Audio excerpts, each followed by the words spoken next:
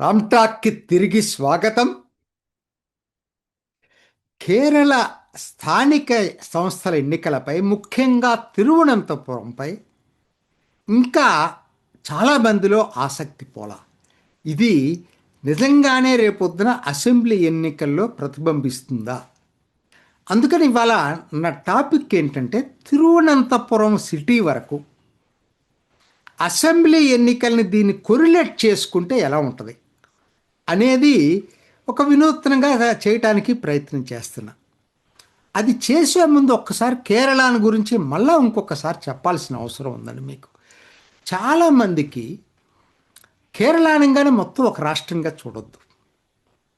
ఇది ఇప్పటికీ చారిత్రక వారసత్వం కొనసాగుతూ ఉంది. మలబార్, బ్రిటిష్ వాళ్ళు రూల్ చేసిన మలబార్ ప్రాంతం, అది ప్రధానంగా ముస్లిం ప్రభావిత ప్రాంతం. ఒక్క మల్లాపురమే కాదండి, చుట్టుపక్కల కూడా రాజకీయాల్లో ముస్లిం లీగ్ ప్రభావం, ముస్లింల ప్రభావం చాలా ఎక్కువగా ఉంటుంది మలబార్ ప్రాంతంలో. రెండోది మీకు మధ్య కేరళ, ఒకనాటి కొచ్చిన్ సంస్థానం, ఎర్నాకుళం, కొట్టాయం, ఇడుక్కి బెల్ట్. ఇది ప్రధానంగా క్రిస్టియన్ మిషనరీసు ప్రభావితం చేసేటువంటి ప్రాంతం. టోటల్గా ఇది కాంగ్రెస్ ప్రభావిత ప్రాంతం. అది కాంగ్రెస్ కావచ్చు, కేరళ కాంగ్రెస్ కావచ్చు. కాంగ్రెస్కి ప్రధానమైనటువంటి ఆయువు పట్టు ఈ మధ్య కేరళలో ఉంటుంది. ఇక దక్షిణ కేరళ పాత ట్రావెన్కూర్ సంస్థానం ఉన్నటువంటి ప్రాంతం. ఇది యాక్చువల్గా హిందూ ప్రభావిత ప్రాంతం ఏదైనా ఉందంటే కేరళలో పూర్తిగా అది దక్షిణ కేరళ మాత్రమే. ఇది మనం ఈ మూడు స్థూలంగా ఇది గుర్తుపెట్టుకోవాలి ఎప్పుడు కూడా. అయితే దక్షిణ కేరళ వాసుల్లో ఒక భావన చాలా ఉంది మొదటి నుంచి కూడా. ఏంటంటే, మమ్మల్ని వివక్ష చూపిస్తుంది ప్రభుత్వం. మొత్తం కలిపి ఒక రాష్ట్రం ఏర్పడిన తర్వాత ఇది చాలా మార్పులు జరిగినాయి. ఎందుకంటే కర్ణాటక నుంచి వచ్చి కాసరగోడు కలిసింది, మైసూరు సంస్థానం నుంచి వచ్చి ఇటు తమిళనాడు నుంచి వచ్చినటువంటి కొన్ని తమిళ ప్రాంతాలు వచ్చినాయి. యాక్చువల్గా ఎక్కడి నుంచి వెళ్ళిపోయింది కన్యాకుమారి, ట్రావెన్కూర్ సంస్థానంలో ఉన్న కన్యాకుమారి తమిళనాడులోకి వెళ్ళిపోయింది. సరే, మార్పులు తీసుకున్న తర్వాత కూడా తిరువనంతపురంకి రావాల్సినటువంటి ఏదైనా కేంద్ర ప్రభుత్వ ఇన్స్టిట్యూషన్స్ ఉన్నాయనుకోండి, ఐఐటి కానీ, ఐఐఎం కానీ, IIIT కానీ, NIT కానీ, ఎక్కడ పెడుతున్నారు? ఎయిమ్స్ కానీ, ఇంకా ఎయిమ్స్ రాలేదు, రాబోతుంది. అది కూడా ఇటు రాదట.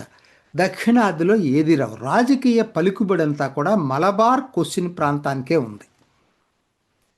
కొచ్చిన్ కన్నా వెళ్తాయి, లేకపోతే కోజికూడికి వెళ్తాయి, ఎక్కువ కోజికూడికి వెళ్తాయి, లేదంటే అప్పుడప్పుడు పాలకాడ్కి వస్తాయి. అంటే మలబార్ ప్రాంతం, కొచ్చిన్ ప్రాంతం, దీన్నే ప్రధానంగా దీంట్లోకి వచ్చింది. అక్కడ దాకా ఎందుకండి, మొన్నటి దాకా చూసాం తీర ప్రాంతం, పోర్ట్లు. కొచ్చిన్ అసలు డెత్ లేదండి అక్కడ పోర్టు. అయినా దానికి ప్రభుత్వం డబ్బులంతా దాని మీద ఖర్చు పెట్టింది. అదే తిరువనంతపురం దగ్గర ఉన్న విద్యుంజం 20 మీటర్ల పైన లోతుంది. ఒక ట్రాన్స్షిప్మెంట్ పోర్ట్కి కావాల్సిన అర్హతలన్నీ విద్యుంజంకు ఉన్నాయని ఇవాళ చెప్పటం కాదు, ఇది దశాబ్దాల క్రితమే చెప్పారు. కానీ దాని మీద ఏ ప్రభుత్వం కూడా దృష్టి సారించాల. చివరికి అది ఎన్నాళ్ళు పట్టిందండి, అది ప్రైవేటు అదానీ రాబట్టే కనీసం వచ్చింది వాళ్ళ. అది అంటే ఈ టైప్ ఆఫ్ వివక్ష విక్రమ్ సారాభాయ్ ఇన్స్టిట్యూట్ ఒక్కటే అసలు చివరిది తిరువనంతపురంకి వచ్చింది. ఆ తర్వాత ఏది లేదు అసలు అక్కడ. ఇది దక్షిణాది కేరళ వాళ్ళ భావన. స్థూలంగా చిన్న ఉంటే ఉండొచ్చు, ఇది స్థూలంగా ఉన్నటువంటి భావన. కనీసం ఇప్పుడైనా ఆ భావన పోవాలని కోరుకుందాం. సో ఈ నేపథ్యంలో తిరువనంతపురం ఈ ఎన్నికల్లో నా దృష్టిలో అది ప్రధాన కాకపోయినా ఇది కూడా ఒక కారణమైంది. ఎందుకంటే LDF, UDFలు దక్షిణాది కేరళని నెగ్లెక్ట్ చేస్తున్నాయనే భావన వీళ్ళ ప్రజల్లో ఉంది. అది కూడా కొంత ఉపయోగపడింది బీజేపీకి ఒక విధంగా చెప్పాలంటే. సో ఇప్పుడు ఆలోచిద్దాం. ఈ తిరువనంతపురం కార్పొరేషను మొత్తం మనం అనుకున్నాం కదా, 101 వార్డుల కింద విభజించబడింది కదా. ఈ 101 వార్డుల్లో ఒక వార్డుకి ఎన్నిక జరగలేదండి. విద్యుంజం, ఇప్పుడు దాకా నేను చెప్పిన విద్యుంజం అని చూసారా, ఆ వార్డుకి ఎన్నిక వాయిదా పడింది. ఇండిపెండెంట్ క్యాండిడేట్ చనిపోవటం వలన వచ్చే జనవరి 12వ తేదీ ఆ విద్యుంజం వార్డుకి ఎన్నిక జరగబోతుంది. సో అది పక్కన పెట్టండి. అంటే జరిగింది 100 వార్డులకి ఎన్నిక జరిగింది. 100 వార్డులు ఎన్ని అసెంబ్లీ నియోజకవర్గాలు ఉన్నాయి చాలామంది అడుగుతున్నారు కాబట్టి నేను చేయాల్సి వస్తుంది ఇది. ఎందుకంటే మొత్తం 100 వార్డులు 4 పూర్తి నియోజకవర్గాలు, ఒక పాక్షిక నియోజకవర్గం ఉందండి. అవి ఏంటనేది ఇప్పుడు నేను స్లైడ్ ద్వారా మీకు ఎక్స్ప్లెయిన్ చేయడానికి ప్రయత్నం చేస్తా. ఏంటనంటే ఇవి అసెంబ్లీ నియోజకవర్గాలుగా ఈ వార్డులు ఎక్కడెక్కడ ఉన్నాయనేది చూసుకున్నప్పుడు వరుసగా వద్దాం. 4 పూర్తి అన్నా కదా, ఆ 4 ఏంటి? ఖజకూటం. ఖజకూటంలో మొత్తం అన్నిటికన్నా పెద్ద ఎక్కువ వార్డులు ఉంది ఇక్కడ. ఖజకూటం 28 వార్డులుంటే నేను ఏ పార్టీకి ఏంటో కూడా ఇచ్చాను. కూటమిలే కాదు, పార్టీలతో సహా అన్నిటికి ఇచ్చాను. చూడండి, 28లో 14 బీజేపీ గెలిచింది. ఎల్డిఎఫ్ వామపక్ష కూటమిలో 9 సిపిఎం, 1 సిపిఐ 10 గెలిచింది. యూడిఎఫ్, అందులో యూడిఎఫ్ కాంగ్రెస్ ఒక్కటే, అక్కడ కాంగ్రెస్కి 3 వచ్చినాయి, స్వతంత్రులు 1 గెలిచారు. ఇది ఖజకూటం. అంటే 28కి 14 అంటే సగం సీట్లు బీజేపీ గెలిచింది అక్కడ ఈ అసెంబ్లీకి. నేను ఎందుకు చెప్తున్నాను చూడండి, రేపొద్దున ఎన్నికల్లో కూడా ఇది రిఫ్లెక్ట్ అయ్యే అవకాశాలు ఉంటాయి. అందుకని వట్టియూరు వట్టియూరు కవులో 25 సెకండ్ బిగ్గెస్ట్ ఏదంటే అసెంబ్లీ, అది 25 వార్డులు ఉన్నాయి. అక్కడ బీజేపీకి 11 వచ్చినాయి, సింగిల్ లార్జెస్ట్ పార్టీ. సిపిఎంకి 4 వచ్చినాయి. తర్వాత కాంగ్రెస్కి 8 వచ్చినాయి. 1 ఆర్ఎస్పికి వచ్చింది అక్కడ. అదర్స్లో అది ఆర్ఎస్పి పక్కన కొల్లాంలో ఉంటుంది, ప్రేమచందన్ పార్టీ ఆర్ఎస్పి. ఆయన అక్కడి నుంచి ఎంపీకి ఎన్నికవుతాడు. ఆ ఆర్ఎస్పికి సంబంధించిన వాళ్ళు 1 ఎన్నికారు, అది కూడా పార్ట్ ఆఫ్ యూడిఎఫ్.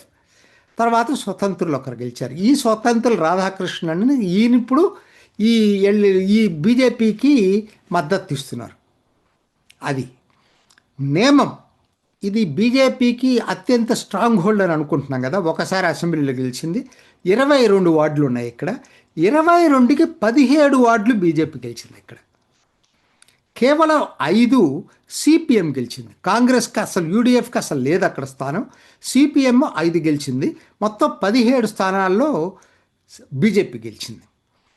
తర్వాత 4వది తిరువనంతపురం అసెంబ్లీ. తిరువనంతపురం అసెంబ్లీకి వచ్చేటప్పటికి 22 ఉన్నాయి. ఇక్కడ మాత్రం నిజమైన ముక్కోణ పోటీ ఉంది. ఎందుకంటే 8 బీజేపీ గెలిచింది, ఎల్డిఎఫ్ 8 గెలిచింది, అందులో సిపిఎం 6, సిపిఐ 2. అట్లానే యూడిఎఫ్ 6 గెలిచింది, అందులో కాంగ్రెస్ 4, ముస్లిం లీగ్ 2. మర్చిపోవద్దు, తిరువనంతపురం అసెంబ్లీలో ముస్లిం లీగ్ 2 గెలిచింది. ముస్లింలు అది బాగా బలంగా ఉన్న చోట ముస్లిం లీగ్ ఓటేశారు. ఈ 4 ఫుల్ అసెంబ్లీస్ తిరువనంతపురం కార్పొరేషన్లో ఉన్నాయి. ఇంకొక అసెంబ్లీ పార్షియల్గా ఉంది, అది కోవలం బీచ్ అంటాం కదా, కోవలం. ఇది దాదాపుగా ఇక్కడ 4 వార్డులు దీని కింద ఉంటే తిరువనంతపురం కార్పొరేషన్లో, అందుట్లో 3ంటికే ఎన్నిక జరిగింది. 3 సిపిఎం 1, సిపిఐ 1, కాంగ్రెస్ 1 గెలుచుకున్నాయి. బీజేపీకి ఇక్కడేం స్థానం లేదు. 4వ దానికి 12వ తారీఖు జనవరి ఎన్నిక జరగబోతుంది. ఇదండి దీని చరిత్ర. ఇప్పుడు ఇది చూశారు కదా, ఈ పట్టిక చూసిన తర్వాత మీకేమనిపిస్తుంది? అసెంబ్లీ ఎన్నికల్లో ఎట్లా ఉంటుందనే దానికి ఇది ఎంత చెప్పాను కదా, ఆ స్థానిక సంస్థలను బట్టి అసెంబ్లీలు ఉంటాయి కేరళలో. సో దీని ప్రకారంగా చూస్తే 1 నేమం, ఖజకూటం రెండిట్లో కూడా ఎటువంటి పరిస్థితుల్లో బీజేపీ గెలుస్తుంది. ఎందుకు ఎటువంటి పరిస్థితులు అని అంటే ఇక్కడ ఒక తిరకాసు ఉంది. వీళ్ళు ఎప్పుడు ఏంటంటే బీజేపీని ఓడించడానికి వీళ్ళు అందరూ ఒకటయ్యే అవకాశాలు ఉంటాయి. అంటే యూడిఎఫ్, ఎల్డిఎఫ్ కలిసి ఓట్లు బదలాయింపు చేసుకునేటువంటి అవకాశాలు ఉన్నాయి. నిజంగా ముక్కోణ పోటీ జరిగిందనుకోండి, యూడిఎఫ్, ఎల్డిఎఫ్ కలవకుండా అంతర్గతంగా నిజమైన ముక్కోని పోటీ జరిగితే 4కి 4 బీజేపీ గెలిచే అవకాశం ఉంది. అది జరగనప్పుడు 2 సీట్లు గ్యారంటీగా గెలుస్తుంది వాళ్ళు కలిసినా. అట్లనే 3వ సీటు కూడా ఛాన్స్ ఉంది. వట్టియూరు కవు కూడా ఛాన్స్ ఉంది. తిరువనంతపురం అంటే ఇట్లా పోటీ ఉంటుంది మిగతా రెండిట్లో అప్పుడు. కానీ అప్పటికిప్పటికి తేడా చెప్తాను. అప్పుడు ఏంటంటే మీరు అట్లా అంతర్లీనంగా మద్దతు ఇచ్చినా యూడిఎఫ్ ఓట్లన్నీ కూడా ఎల్డిఎఫ్కి బదలాయించబడ్డాయి అప్పుడు. ఈసారి కారణం ఏంటంటే జనం కూడా వేసే పరిస్థితులు లేరు అట్లా. నా దృష్టిలో ఏంటంటే కనీసం ఇందుట్లో 3 స్థానాలు గ్యారంటీగా బీజేపీ గెలిచే అవకాశం కనపడతా ఉంది. ఇది ఒక ఎకడమిక్ ఇంట్రెస్ట్లో చేస్తున్నటువంటి చర్చ. మీకు బ్యాక్గ్రౌండు అక్కడ ఉన్నటువంటిది తెలియాలని చెప్పి ఇంత విపులంగా చెప్పడం జరిగింది. ఇది ఈనాటి రామ్ టాక్. ఇంకొక ఎపిసోడ్లో మళ్ళీ కలుసుకుందాం. నమస్తే. చూసారు కదండి, మరి ఈ వీడియో కనుక మీకు నచ్చినట్లయితే ఒక లైక్ కొట్టేసి మీ అభిప్రాయాన్ని కూడా కామెంట్ బాక్స్లో తెలియజేస్తూ ఇలాంటి ఇంట్రెస్టింగ్ అప్డేట్స్ కోసం మా ఛానల్ని సబ్స్క్రైబ్ చేసుకోండి.